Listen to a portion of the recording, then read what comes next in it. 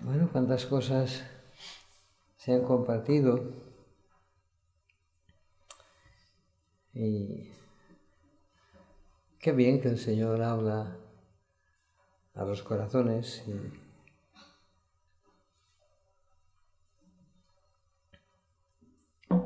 cada vez que pasamos por un libro de la Biblia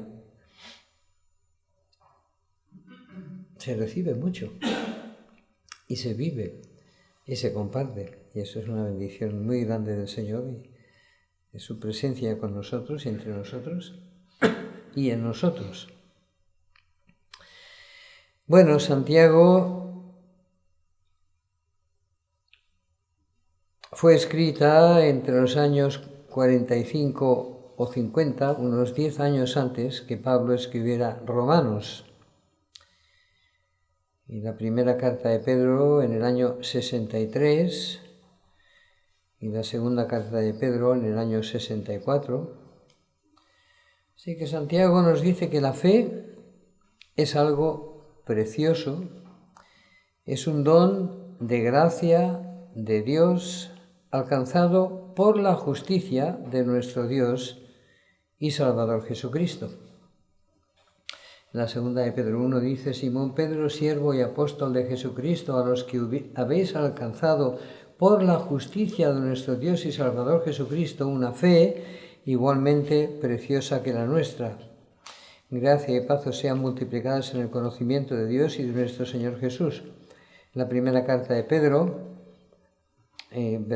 capítulo 1, versículo 4, para una herencia incorruptible, incontaminada, inmarcesible, reservada en los cielos para vosotros que sois guardados por el poder de Dios mediante la fe, para alcanzar la salvación que está preparada para ser manifestada en el tiempo posterior. Se han compartido estos versículos, pero la fe tiene que ser probada.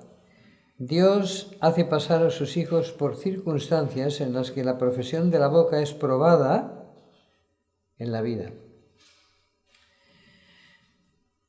La vida en la fe es contraria a la vida natural. En lugar de desánimo o tristeza, las pruebas deben ser recibidas con sumo gozo.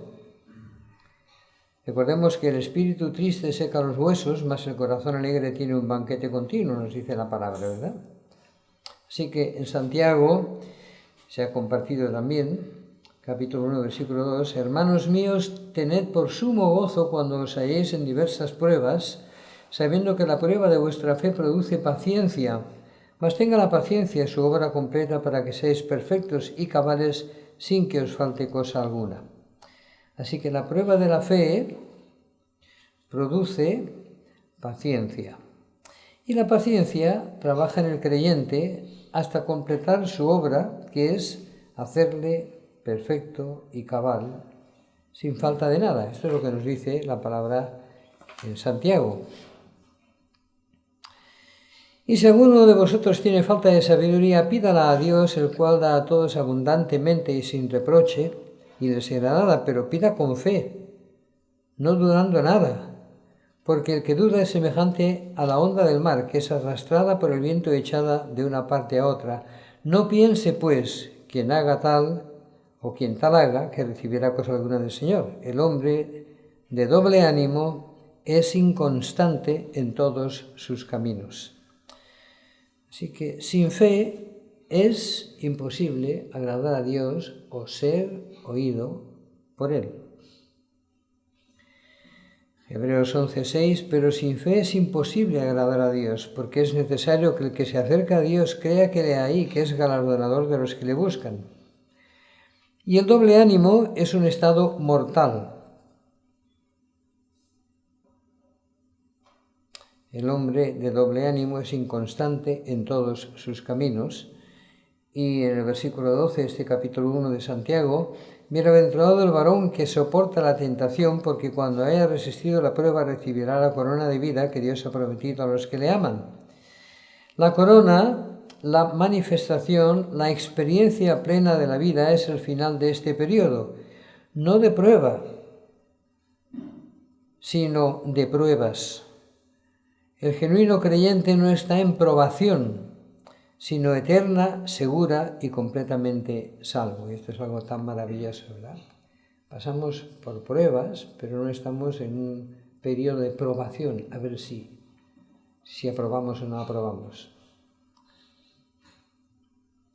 En Hebreos 9:27 dice: pero ahora en la consumación de los siglos se presentó una vez para siempre por el sacrificio de sí mismo, está hablando del Señor Jesús, para quitar el pecado de en medio, y de la manera que está establecido para los hombres que mueran una sola vez y después de esto el juicio, así también Cristo fue ofrecido una sola vez para llevar los pecados de muchos y aparecerá por segunda vez sin relación con el pecado para salvar a los que le esperan. Y en el capítulo 10 de Hebreos 9, he aquí que vengo, oh Dios, para hacer tu voluntad. Quítalo primero para establecer esto último.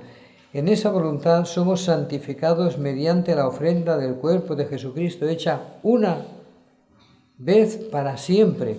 Y ciertamente todo sacerdote está día tras día ministrando y ofreciendo muchas veces los mismos sacrificios que nunca pueden quitar los pecados. Pero Cristo, habiendo ofrecido una vez para siempre un solo sacrificio por los pecados, se ha sentado a la diestra de Dios de ahí en adelante, esperando hasta que sus enemigos sean puestos por estrado de sus pies, porque con una sola ofrenda hizo perfectos para siempre a los santificados. Sí, el Señor lo ha consumado por completo, pero los que hemos sido llamados tenemos que pasar por diversas pruebas. Es así. Se ha compartido lo de la tentación, que ninguno es tentado de parte de Dios, porque Dios no puede ser tentado por el mal, ni Él tienta a nadie, sino que uno es tentado de su propia concupiscencia. Ahora, la salvación es de Dios, la salvación se origina en Él. Él nos escogió para eso y Él obró nuestra eterna salvación en la cruz. Es asunto completamente concluido. Es Él, de su voluntad, que nos hizo nacer de nuevo por la palabra de verdad, por su palabra, que es Cristo. Así que, capítulo 1, versículo 16 de Santiago: amados hermanos míos, no erréis, toda buena dádiva y todo don perfecto desciende de lo alto del Padre de las luces, en el cual no hay mudanza ni sombra de variación. Él, de su voluntad, nos hizo nacer por la palabra de verdad, para que seamos primicias de sus criaturas. La primera de Pedro 1, dice Pedro, apóstol de Jesucristo, a los expatriados de la dispersión en el Ponto, Galacia, Capadocia, Asia y Bitinia, elegidos según la presciencia de Dios, Padre, en santificación del Espíritu, para obedecer y ser rociados con la sangre de Jesucristo. Gracia y paz os sean multiplicadas. En el versículo 23 dice: siendo renacidos no de simiente corruptible, sino de incorruptible, por la palabra de Dios, que vive y permanece para siempre. Porque toda carne es como hierba, y toda la gloria del hombre como la flor de la hierba se seca y la flor se cae, mas la palabra del Señor permanece para siempre. Y esta es la palabra que por el Evangelio os ha sido anunciada. En el versículo 19 del capítulo 1 de Santiago: por esto, mis amados hermanos, todo hombre sea pronto para oír, tardo para hablar, tardo para airarse, porque la ira del hombre no obra la justicia de Dios.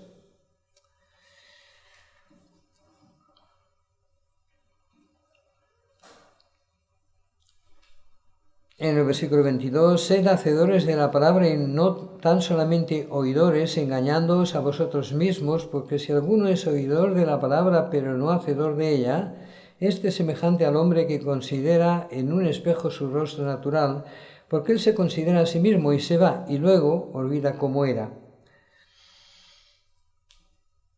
En el versículo 26, si alguno se cree religioso entre vosotros y no refrena su lengua, sino que engaña su corazón, la religión del tal es vana. La religión pura es sin mácula delante de Dios el Padre es esta: visitar a los huérfanos y a las viudas en sus tribulaciones y guardarse sin mancha del mundo. La fe no se alcanza por ninguna obra, pero la verdadera fe genera obras. Es la ley del Espíritu de vida en Cristo Jesús, como el Señor nos habla en Romanos, ¿verdad? Y en el capítulo 2 de Santiago, versículo 14, hermanos míos, ¿de qué aprovechará si alguno dice que tiene fe y no tiene obras? ¿Podrá la fe salvarle? Y si un hermano o una hermana están desnudos y tienen necesidad del mantenimiento de cada día, y alguno de vosotros les dice, id en paz, calentaos y saciaos, pero no les dais las cosas que son necesarias para el cuerpo, ¿de qué aprovecha? Así también la fe, si no tiene obras, es muerta en sí misma. Ahora, Santiago escribió esta epístola unos 10 años antes que Pablo escribiera Romanos. Santiago dice aquí que la profesión de la boca de tener fe sin el testimonio de la vida transformada mediante un nuevo nacimiento al creer de verdad no es sino una evidencia de no haber creído.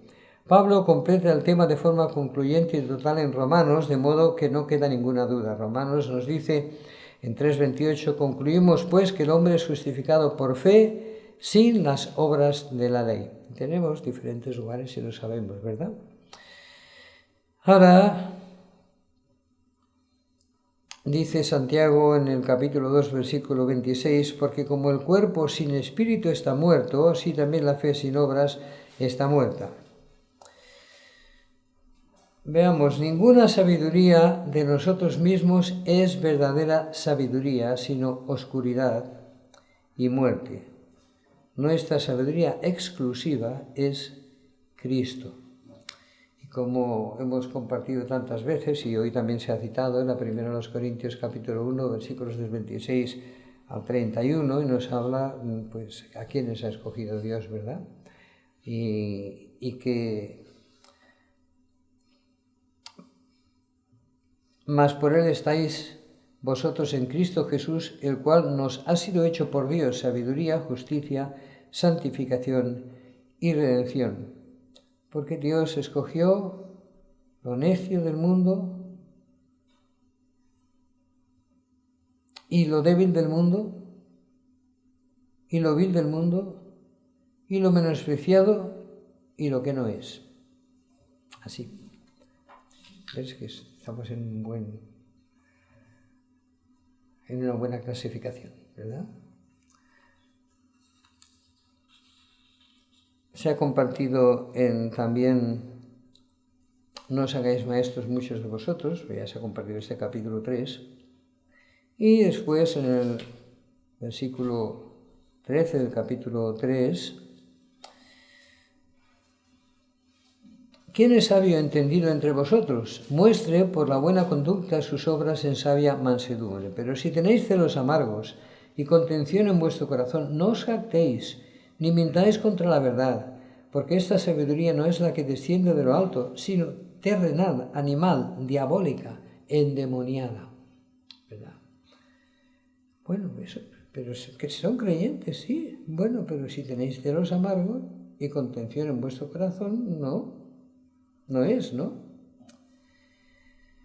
Porque donde hay celos y contención, allí hay perturbación y toda obra perversa, pero la sabiduría que es de lo alto es primeramente pura, después pacífica, amable, benigna, llena de misericordia y de buenos frutos, sin incertidumbre ni hipocresía, y el fruto de justicia se siembra en paz para aquellos que hacen la paz. Así que si el almacén o el depósito interior íntimo no ha sido totalmente lavado por la sangre del Señor Jesús, ahí pueden estar incubándose gérmenes de juicio, rechazo, aborrecimiento de personas, incluyendo a otros creyentes, heridas del amor propio, indisposición e impotencia para perdonar totalmente y para amar. Esa es la cobra de incredulidad que espera ocasión para manifestarse y herir a otros con la lengua, críticas, chismes, reacciones despechadas e indignadas de desprecio, juicio y condena. Si tu corazón no ha sido limpiado de heridas que supuesta o realmente has recibido en cualquier tiempo y anidan escondidos en ti los celos amargos, la contención o la incapacidad para aceptar totalmente a los demás hermanos y convivir con ellos con agradecimiento al Señor, en unanimidad, en gozo y amor, mejor examínate ante el Espíritu Santo para que puedas crecer y llevar verdadero fruto. Mientras que no te limpies, no avanzarás un paso en lo único que necesitamos crecer, el amor de Dios, en Cristo. Ahora pensamos que esto es algo así alucinante, ¿verdad? Y sin embargo, ¿cómo podemos encontrarlo en nuestros mismos corazones y en cualquier congregación? Cuando uno empieza a dar vueltas a las cosas, empieza a sentirse incómodo con unos y con los otros y empieza a irse aislando y no participa en las cosas, no está junto con los demás, se va retrayendo o con algunos. Cuidado, algo hay ahí, ¿verdad? Porque el Señor ha llevado a la cruz todo lo que es aborrecimiento, todo lo que es orgullo, todo lo que es amor propio. Y nos ha limpiado por su sangre para que podamos amar completamente, sin ningún velo, sin ninguna objeción, sin ninguna pero. Como decía también, una vez compartimos, ¿no?, la esencia del pero. Es terrible, es muerte, ¿verdad? Sí, bueno, este hermano está bien y se ve, pero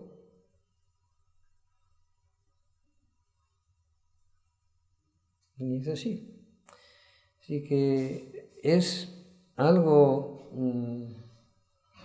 a veces descorazonador cuando uno se va entusiasmando con el amor de Dios por uno, el amor de Dios por los demás, y al ir conviviendo se da cuenta que no está a gusto con este, no está a gusto con el otro, no ve bien lo que hace aquel, no se encuentra en su lugar y se va retrayendo.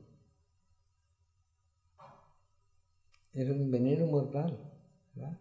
Porque el Señor, cuando venimos a este mundo somos enemigos de todos. Esto es lo que hay. Y eso es lo que hemos sido todo el tiempo hasta que el Señor ha tenido misericordia de nosotros. Ahora, una vez uno se instala en el ámbito de creyentes, si no vela, vuelve a ir manifestándose interiormente lo de siempre. Entonces, ¿qué pasa? Con este no estoy de acuerdo, con aquel no me siento bien, mejor me voy y estoy solo, y mejor no como con todos, o no. Y poco a poco todo lo que el Señor ha venido a hacer, estaban todos juntos, unánimes, con alegría y sencillez de corazón, comían juntos en las casas, partiendo el pan. Y poco a poco todo eso se va deshaciendo. Bueno, sí, ya sabemos, todos somos creyentes, yo voy por mi cuenta y ya está bien, ya me siento bien así. Malo, ¿no? Es una cobra, hay que matarla, ¿verdad? Antes de que te devore. Porque la luz no hay más que una, ¿verdad?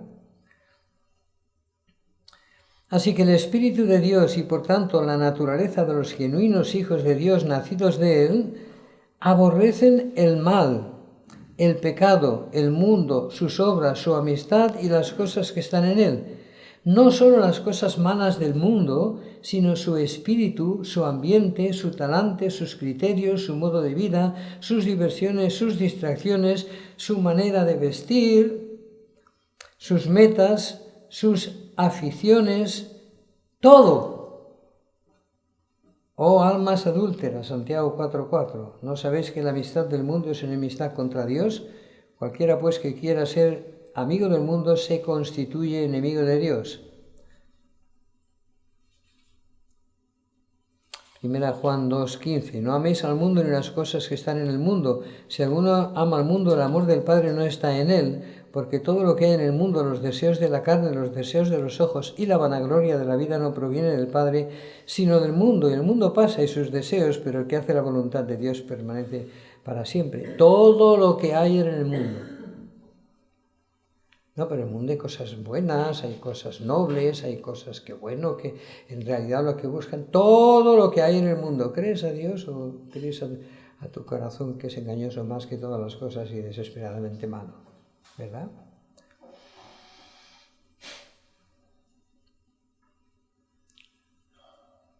en la primera de Juan 3:14 dice: nosotros sabemos que hemos pasado de muerte a vida en que amamos a los hermanos. El que no ama a su hermano permanece en muerte. Y todo aquel que aborrece a su hermano es homicida. Y sabéis que ningún homicida tiene vida eterna permanente en él. En esto hemos conocido el amor, en que Él puso su vida por nosotros. También nosotros debemos poner nuestras vidas por los hermanos.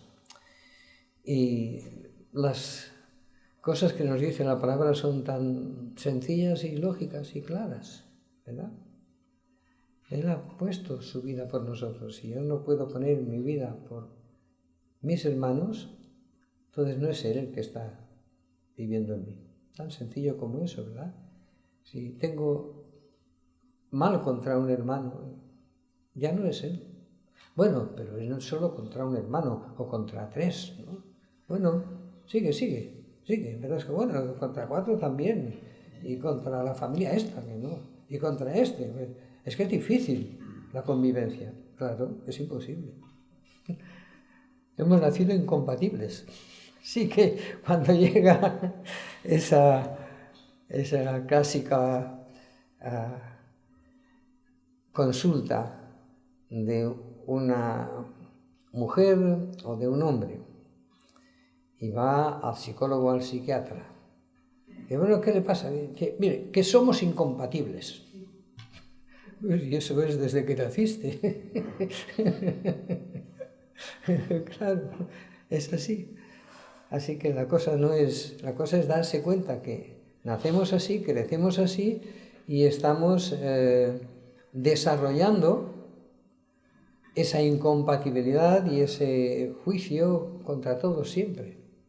Y cuando uno se convierte al Señor, primero es todo bonito, porque todos santos, todos salvos, pero luego uno va viendo esto, lo otro, aquello, y la convivencia día a día empieza a hacer otra vez, ¿no?, resurgir lo que estaba siempre en el corazón. Entonces, si eso no es llevado al juicio total y erradicado por completo, entonces se hace muy difícil.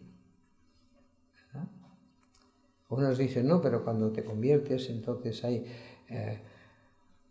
entusiasmo, hay proyectos, hay cosas que hacer. Bueno, venga, a por ellos. Pero pasa el tiempo, bueno, pero tantas cosas no pasan, ¿no? Pero tantas maravillas no pasan, ¿no? Diversas pruebas, ¿no? Y entonces, ¿qué pasa? Ya no se está tan a gusto con los hermanos, porque no estamos consiguiendo nada. Estamos aquí atascados, ¿verdad? Claro, por porque el otro, porque claro, y ya por la rueda otra vez que inflama, que es inflamada por el infierno, dice la palabra, ¿verdad? Hay que examinarse porque hemos de seguir hasta el fin, teniendo por sumo gozo las diversas pruebas, ¿verdad? La paciencia, esperando como extranjeros y peregrinos fuera del campamento, hacia él y con él, llevando su vituperio, es decir, la incredulidad, el menosprecio, la burla de la generación para con la persona maravillosa que amamos y adoramos y a la que hemos entregado nuestras vidas por la eternidad. Esa paciencia, esperando fuera del campamento y llevando su vituperio, es hasta su venida o nuestra reunión con Él al terminar nuestro servicio y misión aquí, no antes. Algunos ya quieren echar mano. No, para eso está. Estos son tan prácticas estas epístolas y nos hablan tanto a nuestra realidad. Santiago 5:7, por tanto, hermanos, tened paciencia hasta la venida del Señor. Mirad cómo el labrador espera el precioso fruto de la tierra, aguardando con paciencia hasta que reciba la lluvia temprana y la tardía. Tened también vosotros paciencia y afirmad vuestros corazones, porque la venida del Señor se acerca. Hermanos, no os quejéis unos contra otros para que no seáis condenados. Y aquí el juez está delante de la puerta. Bueno, un poco amonestaciones muy claras en la epístola de Santiago a nuestro interior y a nuestro vivir diario y a nuestra profesión de creyentes y de ser unánimes. Es muy bonito todo, pero hay que vivirlo. Sí, pero es que vienen pruebas, claro, tienen diversas pruebas. Sí, pero es que eso ya te desinfla un poco. Sí, pues ten por sumo gozo. ¿Qué vas a creer? ¿A tu corazón engañoso o vas a creer al Espíritu Santo? Tenlos por sumo gozo, ¿verdad? La primera carta de Pedro. Pedro, apóstol de Jesucristo a los expatriados de la dispersión en el Ponto, Galacia, Capadocia, Asia y Bitinia, elegidos según la presciencia de Dios. Ya hemos citado este texto, pero bueno, como ahora estamos con la primera de Pedro. De Dios Padre en santificación del Espíritu, elegidos para obedecer y ser rociados con la sangre de Jesucristo. Gracia y paz os sean multiplicadas. Ahora, no elegidos a causa de su obediencia, sino para obedecer a la fe y ser rociados con la sangre de Jesucristo para el perdón y la limpieza de sus desobediencias, de sus pecados y de su identidad en independencia de Dios, de su pecado. Elegidos, eklektois es en griego, según el conocimiento anterior, el prognosin o presciencia, Efesios 1:4 dice, según nos escogió, que es exelexato, en Efesios 1:5, habiéndonos predestinado, que es proopisas, gemas, nosotros, en Efesios 1:11, habiendo sido predestinados, otra vez es el mismo vocablo, pero proriscentes, y en la primera, en el versículo 3 de esa primera de Pedro, bendito el Dios y Padre de nuestro Señor Jesucristo, que según su grande misericordia nos hizo renacer. Es anagenesas, un nuevo Génesis, ¿verdad? Gemas, nosotros. Es decir, engendrar o nacer otra vez para una esperanza viva por la resurrección de Jesucristo de los muertos, para una herencia incorruptible, incontaminada, inmarcesible, reservada en los cielos para vosotros, que sois guardados por el poder de Dios mediante la fe para alcanzar la salvación que está preparada para ser manifestada en el día postrero. En el versículo 22 de este mismo capítulo 1, habiendo purificado vuestras almas por la obediencia a la verdad mediante el Espíritu para el amor fraternal no fingido, amaos unos a otros entrañablemente, de corazón puro, siendo renacidos no de simiente corruptible, sino de incorruptible, por la palabra de Dios que vive y permanece para siempre, porque toda carne es como hierba, y toda la gloria del hombre como la flor de la hierba. La hierba se seca y la flor se cae, mas la palabra del Señor permanece para siempre. Y esta es la palabra que por el Evangelio se ha sido anunciada. En el capítulo 2, versículo 11, amados, yo ruego que como extranjeros y peregrinos, que os abstengáis de los deseos carnales que batallan contra el alma, manteniendo buena vuestra manera de vivir entre los gentiles, para que lo que murmuran de vosotros como malhechores glorifiquen a Dios en el día de la visitación al considerar vuestras buenas obras. Versículo 21, pues para esto fuisteis llamados, porque también Cristo padeció por nosotros, dejándonos ejemplo para que sigáis sus pisadas, el cual no hizo pecado ni se halló engaño en su boca, quien cuando le maldecían no respondía con maldición, cuando padecía no amenazaba, sino encomendaba la causa al que juzga justamente, quien llevó él mismo nuestros pecados en su cuerpo sobre el madero, para que nosotros, estando muertos a los pecados, vivamos en la justicia, por cuya herida fuisteis sanados.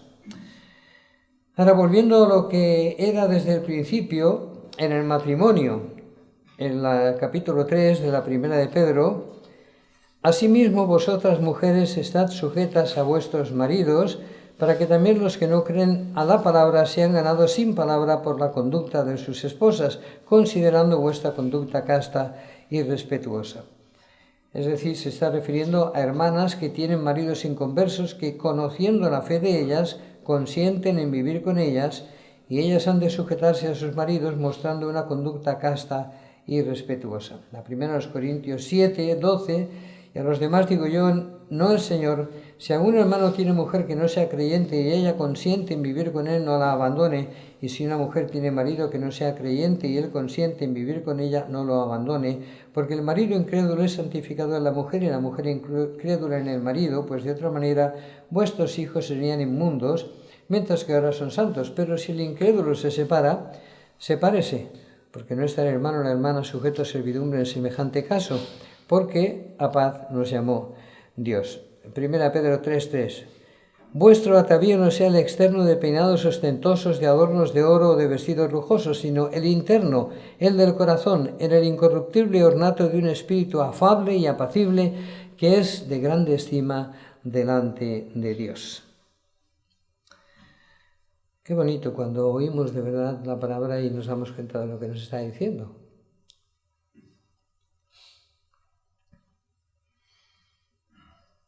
La primera Timoteo 2:9 dice: asimismo las mujeres se atavíen de ropa decorosa con pudor y modestia, no con peinados ostentosos, ni oro, ni perlas, ni vestidos costosos, sino con buenas obras, como corresponde a mujeres que profesan piedad.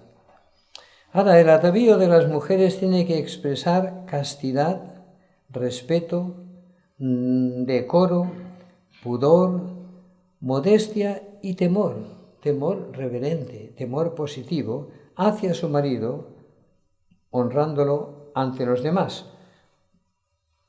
La falta de estas cosas se expresaba en el deseo de llamar la atención, atraer las miradas sobre ellas, seducir a los hombres mediante la exhibición de adornos y vestidos costosos. Se entiende que se refiere a la vestimenta habitual, cotidiana, no a la que pueda llevarse en un hecho o acontecimiento singular, como por ejemplo una boda que los novios celebran una sola vez en sus vidas. Ahora hay un estudio que tuvimos en Jumilla, en noviembre del 2010, y hablamos de la disminución progresiva de la luz, y esto nos puede ayudar a entender cosas que parece ser que no se entienden. Parece ser que no se entienden, ¿verdad?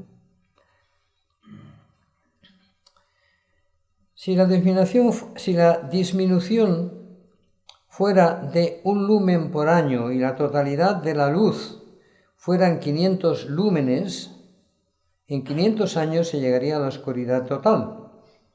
Sin embargo, las personas que vivieran en ese tiempo tendrían la oscuridad por luz, y cualquier alusión a la luz que hubo 500 años antes les parecería delirio y realidad impráctica y nociva, psicopática.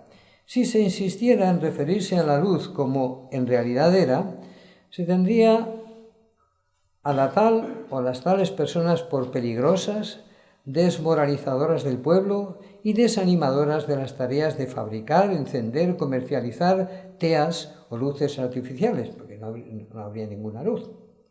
Se estimaría como lo más conveniente ignorarlas, aislarlas, castigarlas o quitarlas de medio para el bien público y del estatus.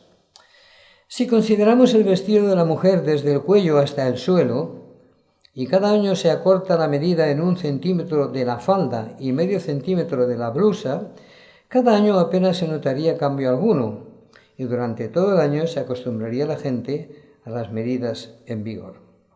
¿Vale? Durante todo un año, las mujeres llevarían una falda 1 centímetro más corto del suelo y medio centímetro más abierto aquí el escote. ¿Y qué pasa? Todo sería normal, completamente normal. ¿Vale? Bueno,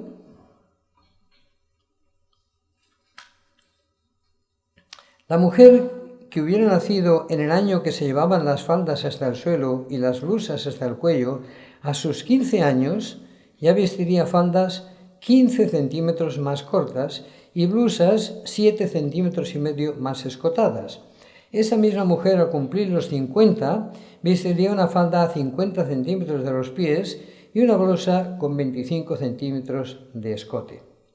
Las que nacieran entonces ya verían como lo normal esas medidas para vestir ellas, y cuando ellas tuvieran 15 años, ellas mismas llevarían faldas a 65 centímetros de los pies y escotes de 32 centímetros y medio. Si la primera mujer llegara a los 80 y estas últimas a los 30, todas irían ya desnudas o con tangas. Cualquier referencia a vestir con faldas o blusas produciría aspavientos, y que lo sugiriera sería tomado por retrógrado, enemigo del progreso, estrecho de mente, desequilibrado, rebelde contra las normas instituidas como derecho por el uso y la costumbre, peligroso para el equilibrio psicosocial e incluso un fanático dictador que trataba de imponer normas que les privaban de su libertad. Si esa libertad se hubiera inculcado como irrenunciable y sacralizada, como decencia, sería visto como un inmoral. Lo vemos, ¿no? Qué sencillo, es un ejemplo. Algo así está pasando con la entera sociedad, la entera raza humana en este tiempo de la globalización. Pero todo este proceso viene dándose lenta y gradualmente, paciente, pero avanzando implacablemente en la sociedad occidental, especial y marcadamente desde hace 500 años, que es el ejemplo que hemos puesto de la luz a la oscuridad, ¿verdad? El artífice, instigador y proveedor para esa transformación es el príncipe de este mundo o de las tinieblas. Por supuesto, uno de sus objetivos codiciables es la cristiandad, y esta ha sido y está siendo sutil, subliminal y magistralmente transformada también. Los fabricantes de vestidos de ropa saben contratar a especialistas que diseñen sus productos con la etiqueta y gancho de la moda. Ellos quieren vender el máximo de sus productos en cada estación y temporada del año, así que sus renovados y estudiados diseños buscan excitar a las mujeres a exhibir su cuerpo y provocar el deseo de los hombres. Las mujeres, con el señuelo de la moda y las imágenes que les presentan en los modelos publicitarios, compran sin dudar esas piezas modernas, temiendo quedarse atrasadas y desfasadas de lo que está en boga, y deseando ser miradas, admiradas y deseadas por los hombres o envidiadas por otras mujeres, aunque ellas no sean totalmente conscientes de sus motivaciones. Ya sabemos que el corazón es engaño más que todas las cosas, engañoso y desesperadamente malo, ¿verdad? Al comprar y no sean conscientes del cebo que están comiendo. Ahora, hoy, la falta de castidad, de respeto al marido o al padre en las solteras, la falta de decoro, pudor, modestia y de temor se manifiesta en las ropas ajustadas que marcan todo el cuerpo, pantalones ceñidos que marcan los muslos, los glúteos, la vulva, camisetas que dejan expresamente a la vista los tirantes de los sostenes, escotes que dejan ver una buena parte de los pechos o con dibujos que, figurando los ojos y la pupila de un búho o así, o otro animal, señalan el contorno de los pechos y la ubicación del pezón. Ropas ajustadas por debajo de los pechos que los moldean y los hacen resaltar, que marcan las caderas, etc.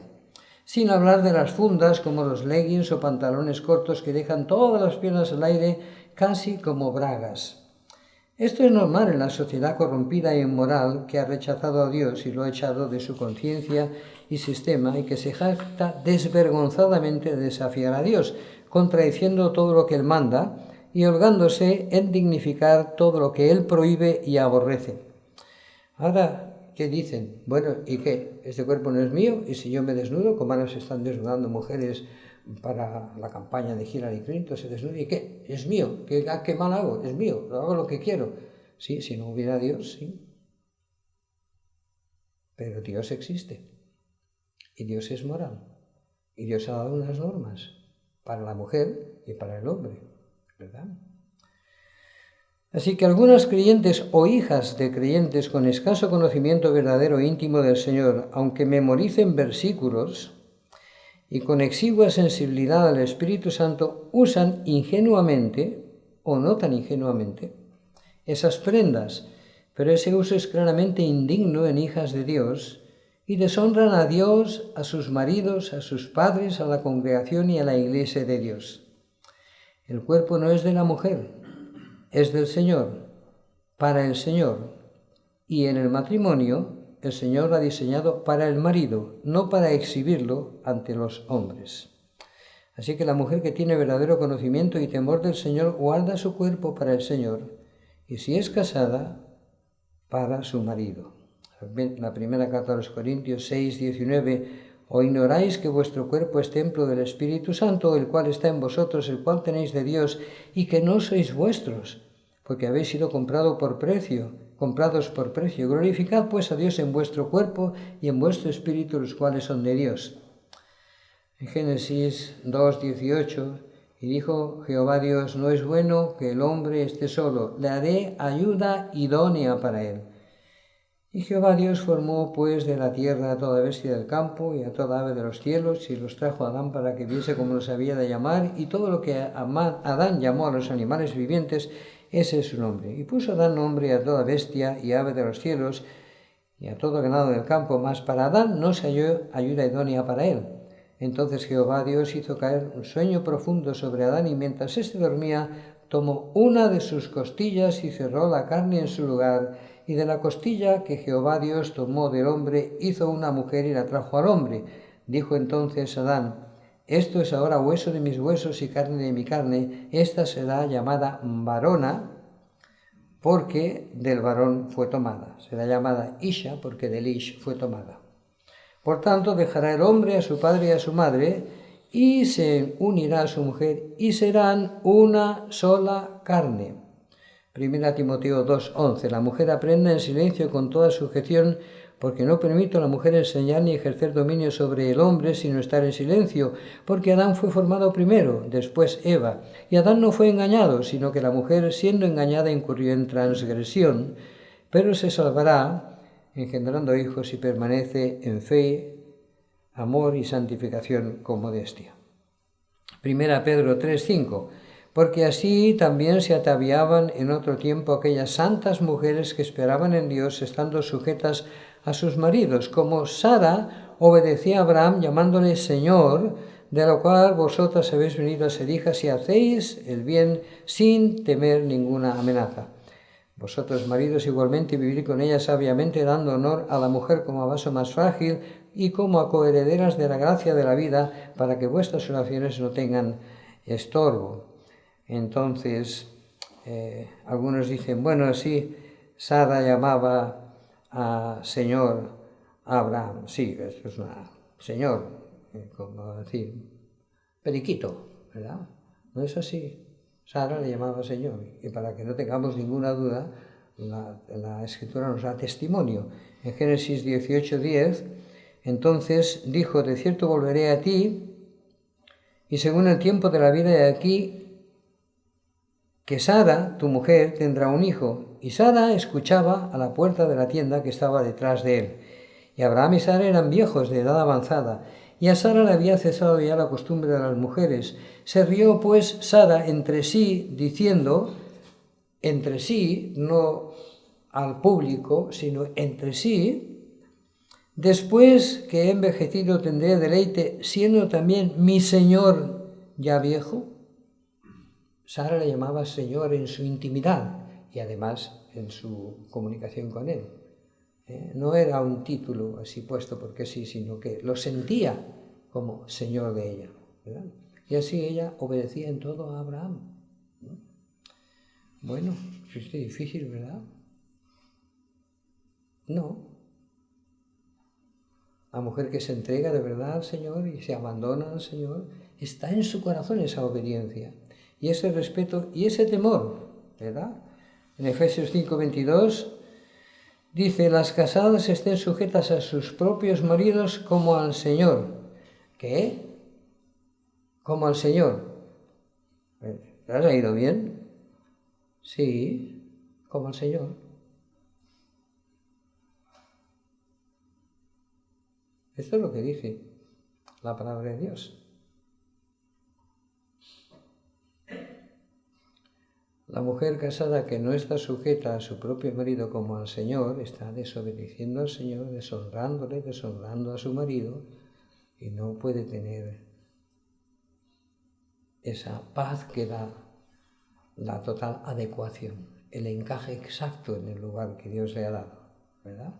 Así que no obedecer en las cosas que a ella le parezca que están correctas, sino obedecer en todo a su marido como al Señor. pero si dice cosas que no están de acuerdo porque yo las veo diferentes, obedece como al Señor, a tu marido. Ahí estás, en tu lugar. Y si el Señor quiere usarte para la bendición de tu marido, lo usará a través de tu obediencia a Él como al Señor, no a través de tu mejor entender las cosas y corregirle, ¿verdad?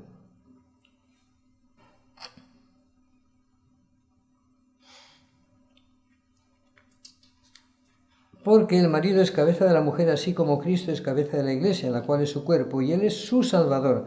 Así que como la Iglesia está sujeta a Cristo, así también las casadas lo estén a sus maridos en todo. Y después, evidentemente, dice: maridos, amad a vuestras mujeres, así como Cristo amó a la Iglesia y se entregó a sí mismo por ella para santificarla, habiéndola purificado por el lavamiento del agua por la palabra, a fin de presentársela a sí mismo una iglesia gloriosa, que no tuviese mancha, ni arruga, ni cosa semejante, sino que fuese santa y sin mancha. Así también los maridos deben amar a sus mujeres como a sus mismos cuerpos. El que ama a su mujer a sí mismo se ama, porque nadie aborreció jamás a su propia carne, sino que la sustenta y la cuida, como también Cristo a la Iglesia, porque somos miembros de su cuerpo y de su carne y de sus huesos. Por esto dejará el hombre a su padre y a su madre y se unirá a su mujer, y los dos serán una sola carne. Grande es este misterio, mas yo digo esto respecto de Cristo y la Iglesia. Por lo demás, cada uno de vosotros ame también a su mujer como a sí mismo, y la mujer respete a su marido. Cuando dice respete, la palabra que está usando es fobetai, degune ina fobetai ton andra, a su marido. La mujer tema a su marido, pero es un temor reverente, no es tenga miedo de su marido, ¿verdad? Ahora, esa misma palabra en Hechos 9:31 dice: entonces las iglesias tenían paz por toda Judea, Galilea y Samaria, y eran edificadas andando en el temor del Señor, y se acrecentaban fortalecidas por el Espíritu Santo. Cuando dice en el temor es tofobo tokirio, fobo, que es igual, ese mismo, fobetai, ¿verdad? En Hechos 10 dice: había en Cesarea un hombre llamado Cornelio, centurión de la compañía llamada italiana, piadoso y temeroso de Dios. Y también dice phobómenos tonceon, es decir, la misma palabra, ¿verdad? Al decir que era temeroso del Señor, ¿verdad?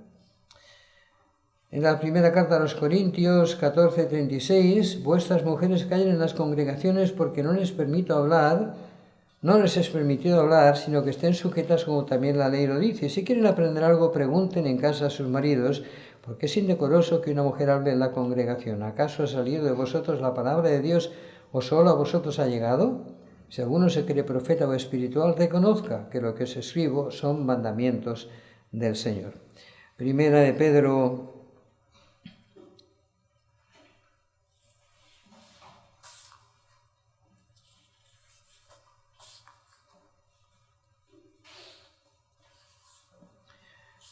Voy a pasar a la segunda de Pedro.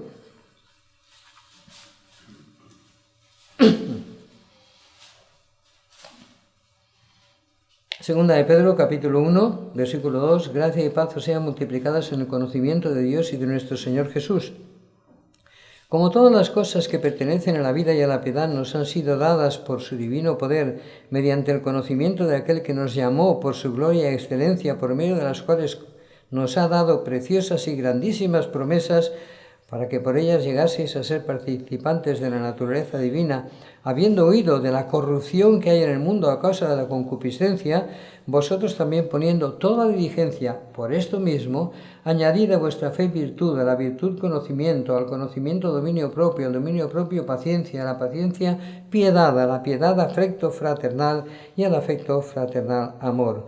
Porque si estas cosas están en vosotros y abundan, no os dejarán estar ociosos ni sin fruto en cuanto al conocimiento de nuestro Señor Jesucristo. Pero el que no tiene estas cosas tiene la vista muy corta, es ciego, habiendo olvidado la purificación de sus antiguos pecados. Así que partiendo y sobre la base de la fe, la obediencia práctica habitual es la virtud. A la fe se le añade virtud cuando se está obedeciendo prácticamente como norma, ¿verdad? Una vez en el ámbito y práctica de la obediencia a la palabra, que es la virtud, y por esa obediencia la nueva criatura crece en conocimiento y conforme a ese conocimiento somos exhortados a añadir dominio propio o autodisciplina, que es parte del indivisible fruto del Espíritu. Gálatas 5:22, mas el fruto del Espíritu es amor, gozo, paz, paciencia, benignidad, bondad, fe, mansedumbre, templanza o dominio propio.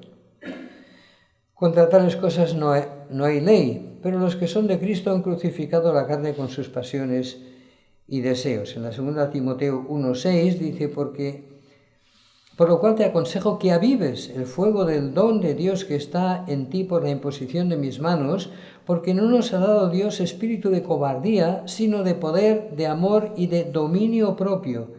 Por tanto, no te avergüences de dar testimonio de nuestro Señor, ni de mí preso suyo, sino participa en las aflicciones por el Evangelio según el poder de Dios, quien nos salvó y llamó con llamamiento santo, no conforme a nuestras obras, sino según el propósito suyo y la gracia que nos fue dada en Cristo Jesús antes de los tiempos de los siglos. A 1 Corintios 9:26, Pablo dice, así que yo de esta manera corro, no como a la aventura, de esta manera peleo, no como quien golpea al aire, sino que golpeo mi cuerpo y lo pongo en servidumbre, no sea que habiendo sido heraldo para otros el mismo venga a ser eliminado.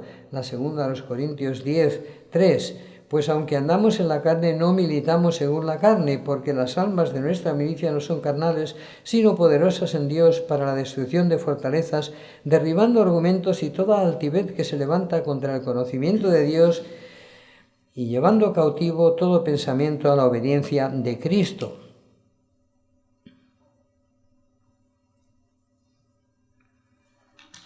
Ahora, todo lo que Dios pide al hombre es fe, amor, obediencia y separación total para Él. Cristo es la sustancia de todo eso. Añadir a la sustancia las figuras es no reconocerla. No la forma, el sonido, la precisión de la expresión, la coherencia, la entonación de las palabras de la Escritura en tu boca. Todo eso es manifestación y competencia del amor propio, sino el espíritu de esas palabras en tu corazón. Cristo viviendo y expresando su nombre en ti, manifestándose Él, no tú, como tu vida. No tengo nada que manifestar, demostrar, justificar o vindicar ni exhibir de mí, ni siquiera mi fe, que no es de mí, sino que, como todo, es el don firme y poderoso del Dios santo y fiel. Solo el alma desnuda puede recibir la plenitud de la fe. Es cuando soy débil que el poder de Dios se manifiesta. Es cuando estoy crucificado que Cristo vive libremente en mí. La racionalización de la Escritura surge del hombre natural, que la hace lógica, coherente, adecuada y acomodada al sentir y pensar del tiempo, buscando agradar a los hombres, elogiando y recibiendo elogio de ellos, exhibiendo talento, erudición y capacidad de acomodar la palabra de Dios a la expectativa del hombre religioso natural e incrédulo. El hombre natural no percibe las cosas que son del Espíritu de Dios porque para él son locura. Todo eso se da en el ámbito de la incredulidad, la imitación, la falsificación en la muerte. El pueblo de Israel andaba en disciplina externa, pero en rebelión interna. En los falsos maestros hay exhibición impositiva de autoridad, usada para recibir gloria, reconocimiento y lugar de autoridad en sus sistemas cristianos, entre comillas. En los auténticos siervos del Señor puede verse la mansedumbre y humildad de corazón de Él, y a la vez su verdadera autoridad, su insobornable firmeza, que no se plega ante ningún temor ni juicio ni amenaza de hombres ni de espíritus. El fruto del Espíritu es dominio propio, autocontrol. Es el espíritu de disciplina. Golpeo mi cuerpo y lo pongo bajo el ojo. Someteos los unos a los otros. Todo aquel que lucha de todo se abstiene a fin de agradar a aquel que lo tomó por soldado. Todas las costumbres de voluntad y capricho propios que hemos cultivado, a veces desde la niñez, tienen que ser erradicadas por el espíritu de disciplina y no agradarnos a nosotros mismos, llevando cautivo todo pensamiento a la obediencia de Cristo, haciendo morir por el Espíritu las prácticas del cuerpo. Una cosa es creer en la salvación y guardarse en esa fe sin crecimiento alguno, y otra cosa es elegir seguir al Señor Jesús cayendo en la tierra y muriendo para llevar mucho fruto y glorificar así al Padre. Los obreros del Señor son un especial tesoro de Él y para Él, y un especial don para el cuerpo, para la congregación en la que Él los tiene. La muerte obra continuamente en ellos, y el aroma de Cristo, grato a Dios, se desprende de ellos en cada ocasión y circunstancia, en cada dificultad, necesidad, servicio o prueba. La disposición a servir, a tomar el último lugar, a poner la vida, el alma, perdiéndola con agrado y fervor, sin ser ni buscar ser notados, es el distintivo de los verdaderos obreros del Señor. El sello de Él en ellos es detectado y reconocido solo por los que tienen sed de Dios y quieren aprender a seguir a Jesús de Nazaret. Ahora, Pedro nos dice en su segunda carta y en el versículo 16 del primer capítulo: porque no os hemos dado a conocer el poder y la venida de nuestro Señor Jesucristo siguiendo fábulas artificiosas, sino como habiendo visto con nuestros propios ojos su majestad. Pues cuando Él recibió de Dios Padre honra y gloria, le fue enviada desde la magnífica gloria una voz que decía: este es mi Hijo amado en el cual tengo complacencia. Y nosotros oímos esta voz enviada del cielo cuando estábamos con Él en el Monte Santo. Tenemos también la palabra profética más segura, a la cual hacéis bien en estar atentos como una antorcha que alumbra el lugar oscuro hasta que el día esclarezca y el lucero de la mañana salga en vuestros corazones, entendiendo primero esto, que ninguna profecía de la Escritura es de interpretación privada, porque nunca la profecía fue traída por voluntad humana, sino que los santos hombres de Dios hablaron siendo inspirados por el Espíritu Santo. Y nos habla de los falsos profetas y todo esto que habrá entre nosotros, y que ya sabemos que está todo lleno. Y también nos habla de los cielos nuevos y la tierra nueva y del final de todo este sistema, de todas las obras del hombre consumidos por el fuego, ¿verdad? Por la mano de Dios. Así que nos dice en el capítulo 3 y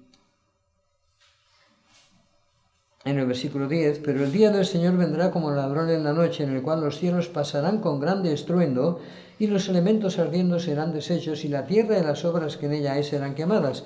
Puesto que todas estas cosas han de ser deshechas, ¿cómo no debéis vosotros andar en santa y piadosa manera de vivir, esperando y apresurándoos para la venida del día de Dios, en el cual los cielos encendiéndose serán deshechos y los elementos siendo quemados se fundirán?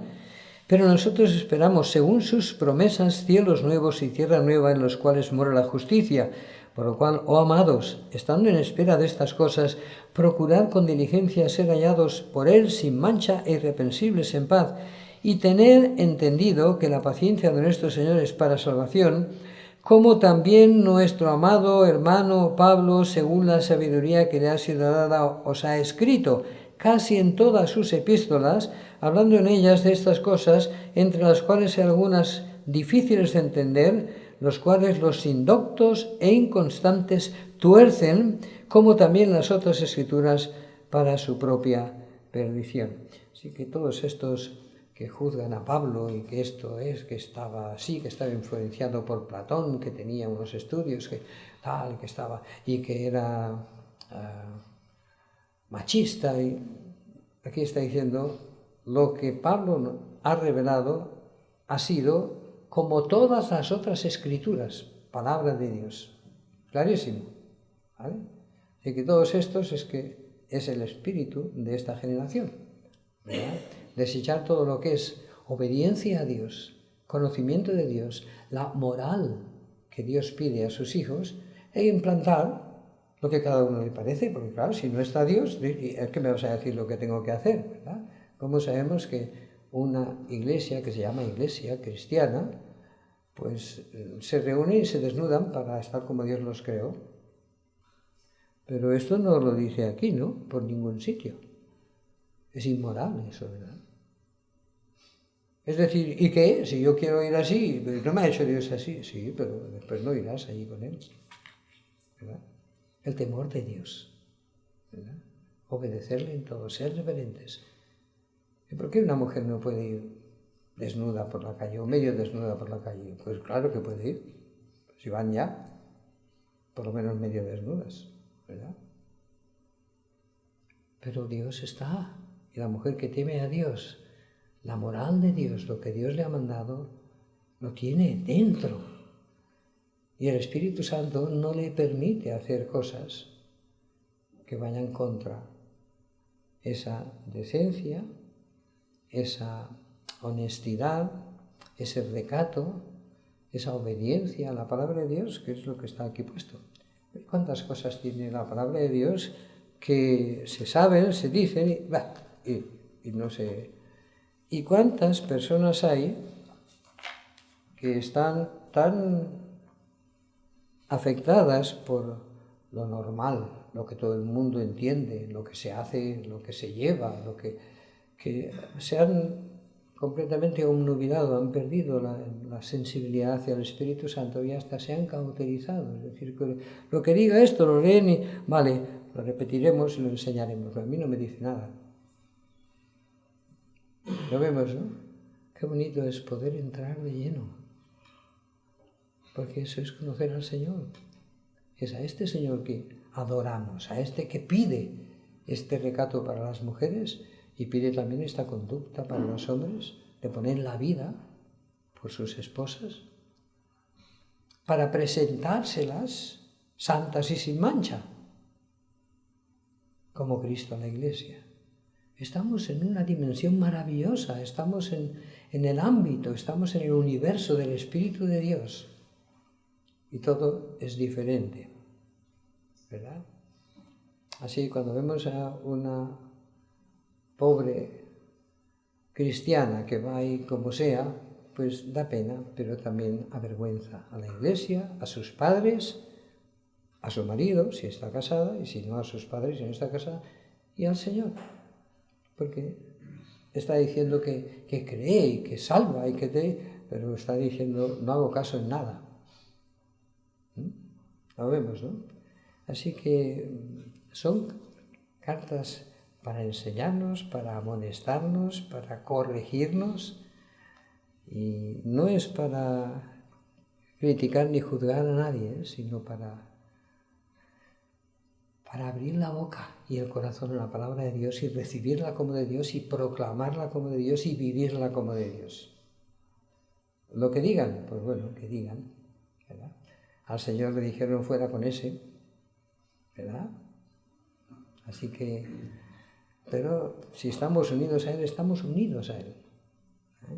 Y sabemos que el mundo nos va a ver como enemigos de la libertad, de todo lo que está, el progreso que está consiguiendo, y nosotros ahí estancados. Estamos estancados en la vida, estamos estancados en la vida eterna y unidos al Señor. Esto, como un propósito de hombres, no podría llevar más que a una rigidez de leyes y normas. Nosotros no estamos ahí, estamos libres en el Señor, pero esa libertad nos lleva a la obediencia en espíritu con fervor, con amor. Es así, ¿verdad? No para taparnos, no, para obedecer con gozo. No tiene nada que ver una cosa con otra, ¿verdad? Y para recibir el gozo del Señor al vernos obedientes y la plenitud de la vida y poder dar testimonio del Señor Jesús, ¿verdad? Y poderlo dar en toda nuestra manera de vivir todos los días, teniendo por sumo gozo las pruebas que por eso nos vendrán, y esperando con paciencia hasta que terminemos todo lo que hemos de hacer aquí. Es maravillosa la vida, es maravilloso cuando la enfocas con Dios y desde Dios es toda maravillosa y Él está en esa vida. Y responde a nuestras peticiones, cuando nuestras peticiones son conforme a su corazón. Hace unos días fui a hacer un circuito por la montaña y habían unos tramos que había tanto polvo que los zapatos, los deportivos, se hundían en el polvo, parecía que... Y me cogió tal cosa y le dije, papá, mira cómo está todo esto. Te pido que hagas llover. Hemos tenido lluvias fuertes, poco habituales, así tan largas. Hoy he ido a hacer el mismo circuito, he pasado por los mismos lugares, está completamente duro. Me oyó, porque yo le pedí con el corazón, no le pedí, le dije, pues mira cómo está esto, ¿verdad? Si está así, este camino de polvoriento, toda la tierra está con necesidad de agua. Dios responde hasta en cosas pequeñas cuando de verdad se las estás pidiendo. Pida con fe y no dudando nada, ¿verdad? Así que gracias por todo lo que estamos viviendo con Él, porque vivir con Él es la vida y vivir en uno mismo, por mucho que atine a hacer cosas y a entender cosas y a definir cosas y a justificar cosas, es la muerte. Pero viviéndole a Él es la vida y son cosas en las cuales anhelan mirar los ángeles, como dice aquí mismo en la lectura que hemos tenido. Maravilloso es el Señor, gloria a su nombre.